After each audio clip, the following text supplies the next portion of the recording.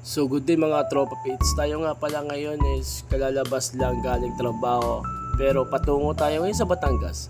Gawa ng gagraduate ng aking panganay. Kaya kailangan nating umuwi para masilayin naman ang kanyang pagtapak patungo sa kanyang mga pangarap. Suportahan natin ang ating mga anak ano man ang mangyari. Kaya samahan niyo ako guys.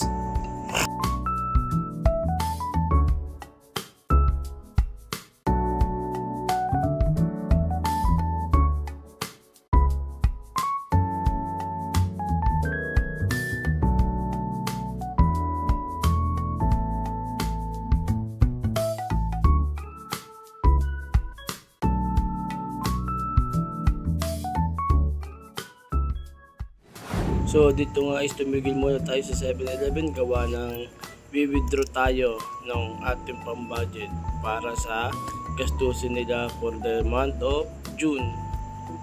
Kinsedes kasi ako mag-budget kasi doon natapat yung aking sahod. Kaya withdraw muna tayo ng aking tama-tama naman, sahod ko din ngayon.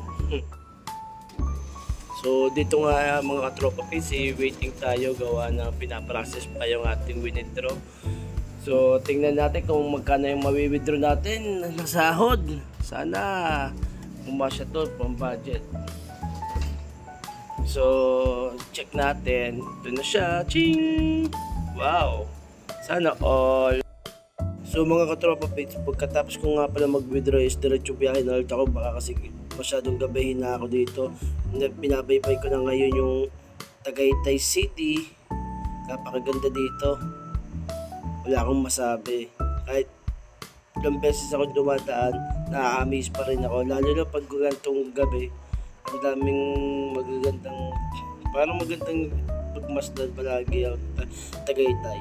Hindi ko alam, pero isa to sa gusto ko lang yung pagmasdan pag nabiyaya ko.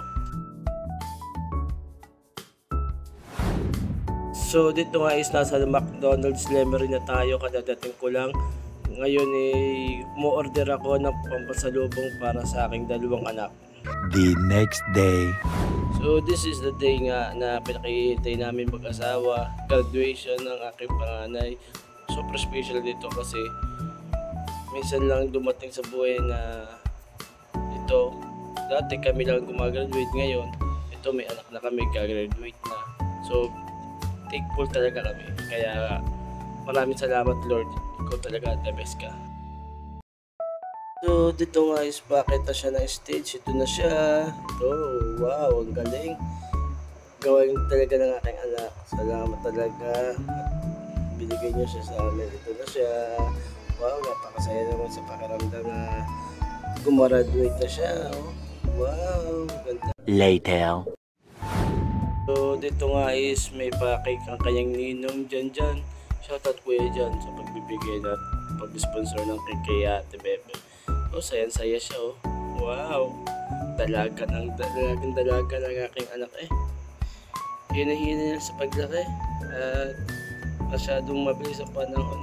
Gusto ko bibigyan ko lang palagi kay dalawa di bunso.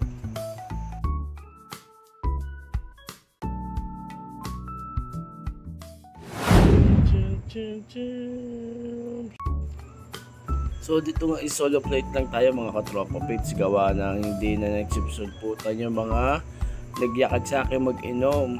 Sa susunod mga mag-iinom, huwag na kayo magyayakag kundi naman kayo tutuloy. Hi, joke lang.